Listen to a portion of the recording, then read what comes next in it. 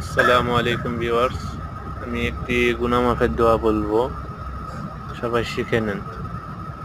আল্লাহুম্মা ইন্নী যালামতু নাফসি যুলমান কাসীরা ওয়া লা ইয়াগফিরু যুনুবা ইল্লা আনতা ফাগফিরলি মাগফিরাতাম মিন ইনদিক ইন্নাকা আনতাল গফুরুর রহিম।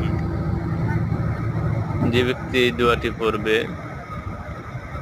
তারা আল্লাহ তাআলা গুনাহ মাফ করে দিবে।